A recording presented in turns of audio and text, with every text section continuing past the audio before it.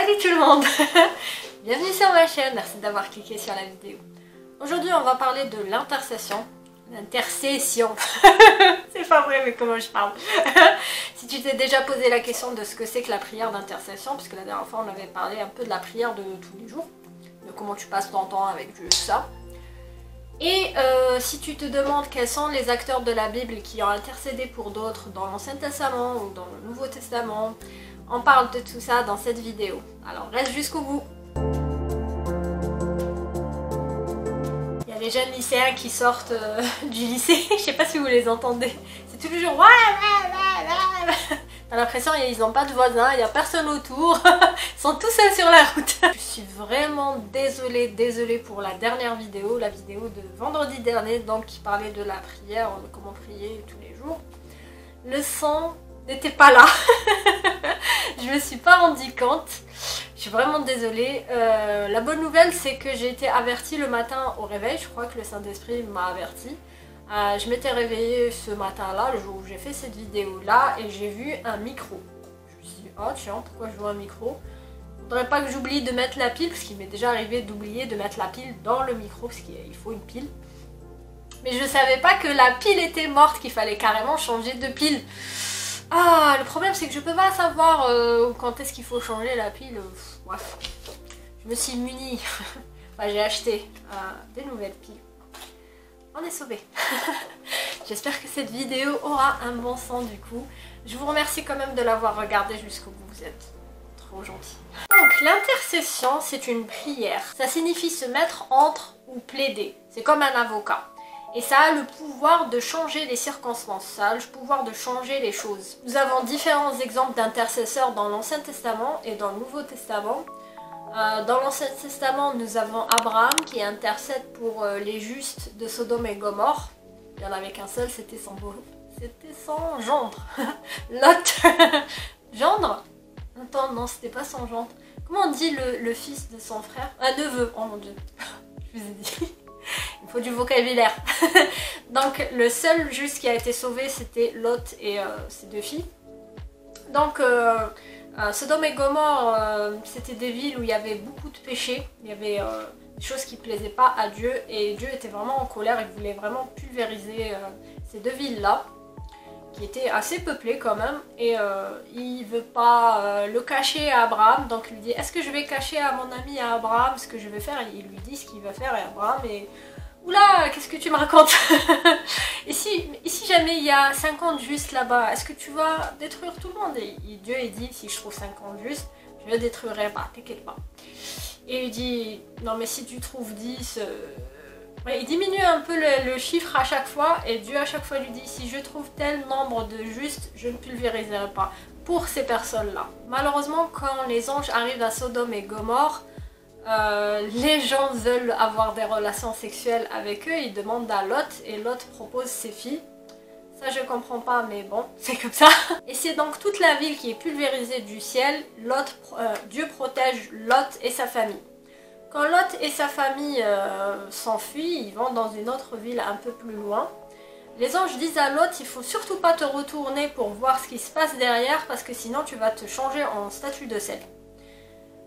Tout le monde a écouté, les filles de Lot l'ont écouté, Lot l'a écouté, la femme de Lot ne l'a pas écouté, n'a pas écouté ce conseil-là. Elle s'est retournée pour voir ce qui se passait et elle s'est retrouvée en une statue de sel. Un jour où j'étais en Jordanie, j'étais en train de me baigner, j'étais en train de me mettre de la boue sur mon corps, puisque vous pouvez pas nager dans la mer morte, enfin très peu.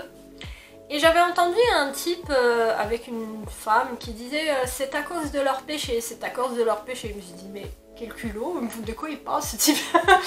et en fait j'ai compris ce qu'il voulait dire des années plus tard. Mais en fait lorsque la femme de Lot s'est transformée en statue de sel, on se rend pas compte en fait de la puissance de ce phénomène-là et de la puissance du fait que Sodome et Gomorrhe soient pulvérisés du ciel parce que toute la mer aux alentours est devenue une mer salée comme pas permis. On ne peut pas nager là-bas. On peut se baigner un peu à cause du sel. On nage pas comme ici en France à la Méditerranée ou dans l'Atlantique, on peut quand même nager assez longtemps, aller loin. Dans la mer morte, on ne peut pas aller loin. D'ailleurs, dès qu'on rentre, on peut même s'asseoir, vraiment comme si on était sur une chaise, parce que le sel est tellement en grosse quantité là-bas que on peut marcher même sur l'eau. Ça se trouve, moi j'ai pas essayé, mais par expérience je peux vous dire qu'on peut s'asseoir comme s'il y avait une chaise. Vraiment, c'est comme si le sel nous tenait. Bon, on est un peu sorti du sujet. Le deuxième acteur dans la Bible qui intercède, on le trouve chez Moïse.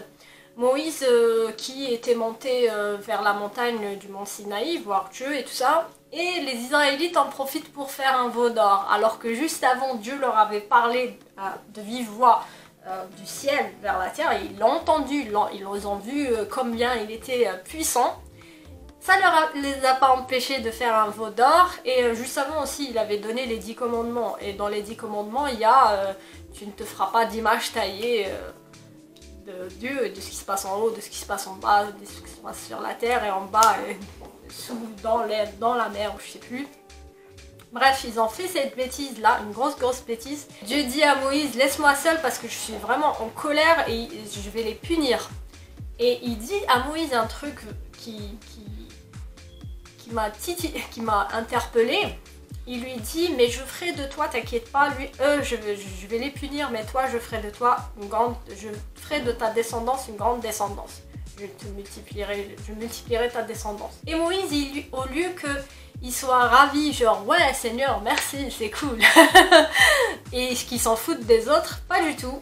Il lui dit, mais il refuse carrément et dit à Dieu, et qu'est-ce qu'il en adviendra de ta réputation? Qu'est-ce qu'il en adviendra de ta réputation, Dieu? Qu'est-ce qu'ils diront les Égyptiens? Ils diront que c'est pas le vrai Dieu qui les a fait sortir d'Égypte, c'est pas le vrai Dieu qui est avec eux. Qu'est-ce qu'ils vont dire de toi? Et Dieu l'a écouté et effectivement, il n'a pas puni le peuple d'Israël. Bon là, vous vous rendez pas compte, mais il y a eu une longue pause parce qu'il y avait ma voisine qui avait ouvert sa fenêtre et qui s'était mise comme ça dessus. Et je me suis dit, elle doit sûrement me voir avec tous les spots qu'il y a sur moi. Et j'étais un peu gênée. On a aussi Jérémie, dans Jérémie 18, 20, qui dit « Le mal sera-t-il rendu pour le bien? Car ils ont creusé une fosse pour m'ôter la vie. » Donc ils voulaient ôter la vie à Jérémie. « Souviens-t'en, je me suis tenue devant toi afin de parler en leur faveur. Et de détourner de ta colère. » Donc quand il dit « je me suis tenu devant toi pour parler en leur faveur », il parle d'intercession. Juste après eux, on a Daniel. Je ne sais pas si c'est Daniel qui vient avant. Non, c'est bien Jérémie qui vient avant. Parce que c'est comme ça qu'il y a eu la déportation. D'ailleurs, la déportation avec Daniel n'était pas la seule et unique déportation des Juifs, du peuple juif. Il y en a eu 2 autres après. Et je me rappelle quand j'étais en terminale, je faisais la guerre froide, la première guerre mondiale, la deuxième guerre mondiale, tout ça. Et on avait vu des films, vous savez, où il y a eu les camps, là où on menait les juifs, bref. Bah, c'était aussi une déportation vers les camps. Et je me rappelle, ma mère m'avait dit, c'était pas la première fois en fait qu'il arrivait malheur au peuple juif. Voilà ce qui est arrivé, voilà ce qui est arrivé, voilà ce qui est arrivé. Et tout ça, c'était en désobéissance à Dieu. Bah, il faut vraiment lire la Bible pour comprendre comment ils s'en sont arrivés là.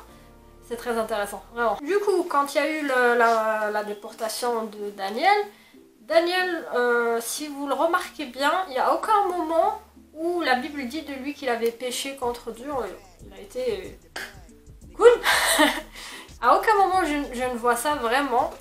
Et Daniel avait prié, il avait intercédé pour le peuple juif pour qu'il en vienne à Jérusalem. Et justement, il y a eu Daniel et au même moment, juste un tout petit peu après, il y a eu Néhémie qui a intercédé pour le peuple juif parce qu'il était désespéré en voyant que les Juifs qui étaient restés à Jérusalem après la déportation étaient dans un état vraiment misérable. Et il a intercédé pour eux et il a intercédé aussi pour rebâtir le temple. Dans Néhémie 1, de 4 à 7, il dit « Je jeûnais carrément. Et je priais devant le Dieu des cieux, et je dis, ô Éternel, Dieu des cieux, Dieu grand et redoutable, toi qui gardes ton alliance et qui fais miséricorde à ceux qui t'aiment et qui observent tes commandements, que ton oreille soit attentive et que tes yeux soient ouverts. Écoute la prière que ton serviteur t'adresse en ce moment. Ça c'est l'intercession. Jour et nuit, pour tes serviteurs, les enfants d'Israël, en confessant les péchés des enfants d'Israël, nos péchés. Là on verra plus tard que le fait de confesser les péchés des autres, c'est aussi l'intercession. Nos péchés contre toi, car moi et la maison de mon père, nous avons péché. Donc il répète encore, ils ont péché, nous avons péché, et il dit pas que ils ont péché, il dit nous avons péché. Ça c'est bien, ça je trouve ça cool.